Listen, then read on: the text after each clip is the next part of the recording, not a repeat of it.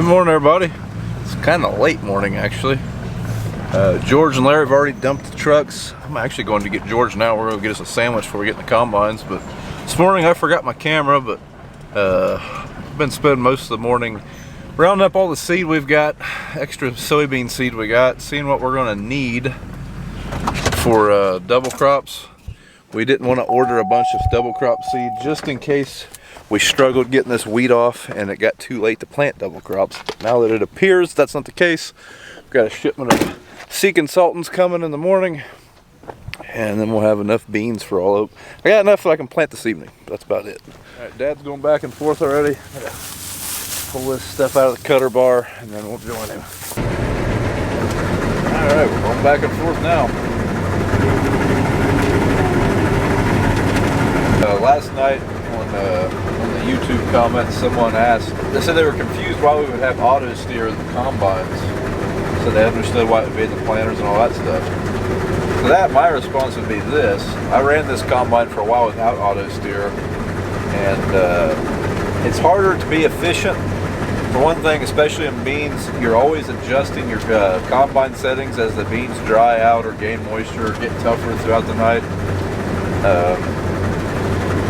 It's hard to be efficient without auto steer, in my opinion. I mean, it can be done, don't get me wrong, it's done a long time before auto steer, but it's definitely easier to do, and I mean, you take full swaths that way. I mean, you're taking a full 40 feet instead of whereas you might only be taking like 35 feet without it. So it is definitely a nice thing to have on a combine, and it's nice enough that we spent a lot of money putting auto steer on combines.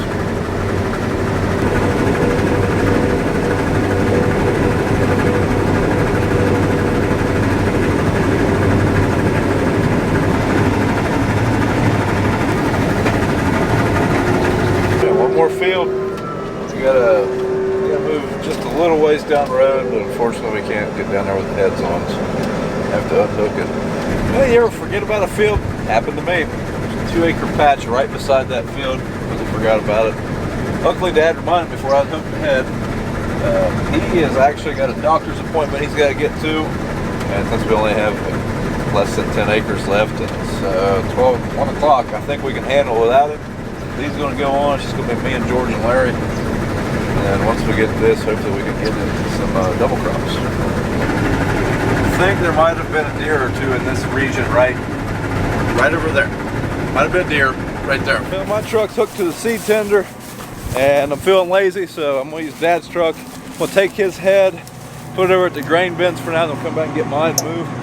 It's not going to take too much longer. I mean, we're only like a mile from the grain bins, so in reality it would probably take just as much time to unhook the seed tender as it would to do this.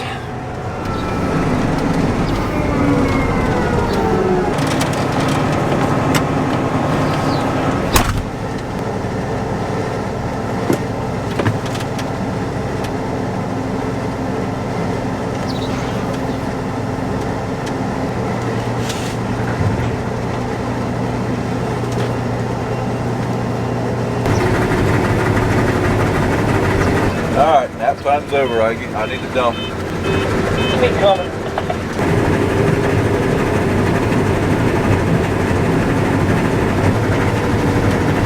Well, I was going to tell you that this is the last pass of the wheat harvest, but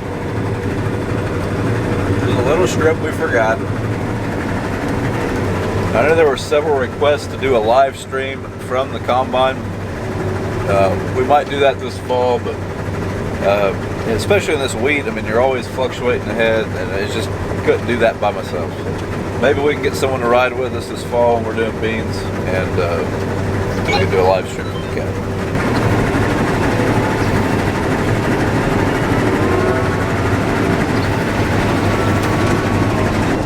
That's all she wrote.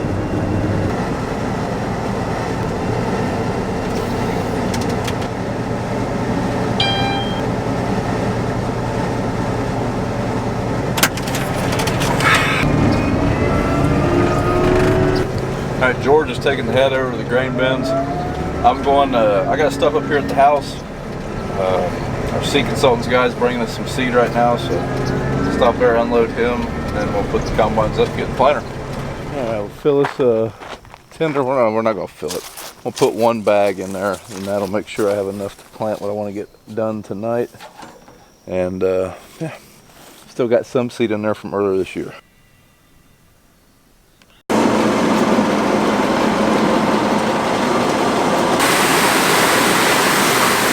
I notice these beans don't have any treatment on them. It's not uncommon to get double crops that way. A little bit cheaper, and that's just what's left. All right, let's get that tractor out and see if we can't, I don't know, hopefully get some beans in the ground. I just really hope that thing holds together good. It's hot and I don't want to work on it. Not that I particularly ever want to work on it, but definitely not when it's this hot. Can't get the planter to unfold. This thing's starting off good. All right, we finally got this thing unfolded. I got one chain I got to put back on. And couldn't do that till we had it unfolded, couldn't reach it. So do that and then we'll see if it's gonna work. Dad's going back to side dressing, but he's helped me put this chain on. I gotta pump up my airbags. And then we'll see if this thing's up. I always run fairly heavy down pressure when I'm double cropping just because you gotta get through all that straw. So pump that up a little higher than normal. Alright, we just planted a half an acre. I'm gonna get out and check things, make sure everything's coming out like it says it is. I think the thing might be planting, so that's good. That's what we want. Had one unit that's plugged up. The Pro 700 did tell me that, so I might have been in reverse when I put the planter down. So I kind of figured I'd have one of these plug up. There we go, that's better.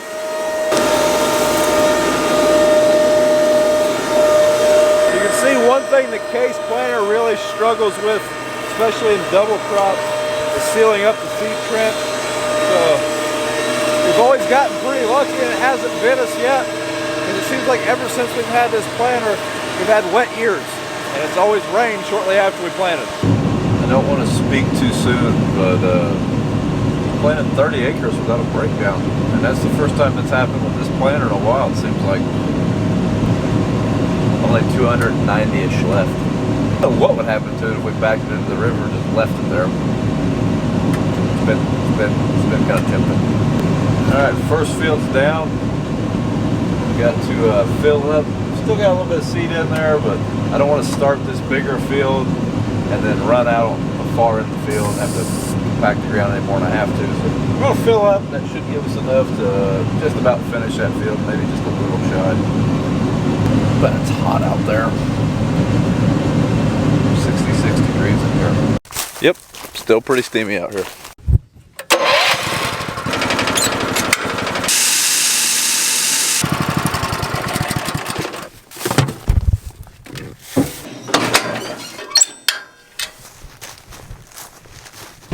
Had a lot of people ask me if we were double cropping, and I've had several people ask me what that means. So in this area, our climate is warm enough and we have a long enough growing season that we are able to plant soybeans right up till mid-July. And usually, I mean, there's an obvious yield hit. I mean, your earlier planted stuff is going to yield better, but I mean, usually you can get a crop out of it enough to make some money. We just kind of think of it as an extra bonus, really. I mean, it's not something that I would want to, you know, use that as determining a lot of stuff, because sometimes you don't get good double crops. We get an early frost, they're terrible. But I mean, the last few years we've had pretty good double crops. I mean, as you can see, we're planting soybeans right into this wheat field after it's harvested, of course. And yeah, that's what double crops are. Didn't even realize that a lot of people don't plant double crops until I started the YouTube channel, and then I realized how regionalized I guess that is. I mean, you know, you go further north, you have a shorter growing season.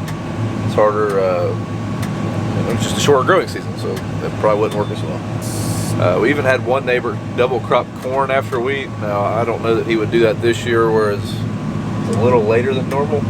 It's not super late, but I mean, a couple years ago we started harvesting wheat June 16th. This year we started, you know, like June 22nd or no, June 22nd, I don't know. A little later than we'd like to have been, but not a whole lot later. And everything's still running all right. I think it's time to go ahead and flip the lights on. It's starting to get a little dark out here. The sky is awful pretty. Probably can't tell it on. Oh, there it is. There she focused.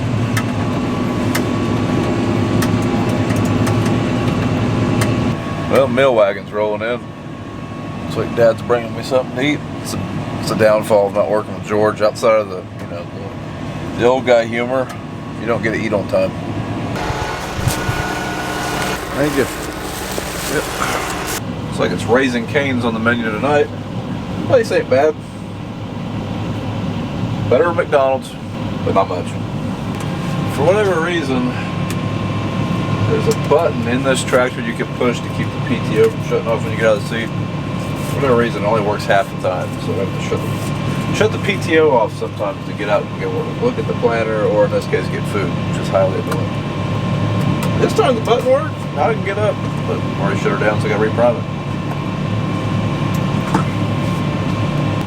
For whatever reason, there's a button in this tractor you can push to keep the PTO from shutting off when you get out of the seat. For whatever reason, it only works half the time, so I have to shut the PTO off sometimes to get out and get look at the planter, or in this case, get food, which is highly annoying. This time the button worked. Now I can get up, but I already shut her down, so I got to reprime it.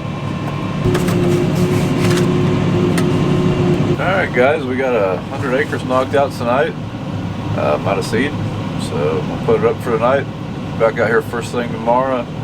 So hopefully this rain can hold off for a day and a half or so. This planter holds together. We'll just go ahead and wrap this thing up. That would be good. Wheat harvest may be over. Double crops are not. So happy when it's done.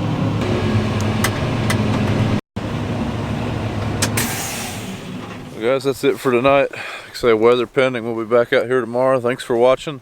If you like what you've seen, follow us on Instagram and Twitter at Brian's Farming Videos, and Facebook at Brown Farms, and we'll see you in the next video.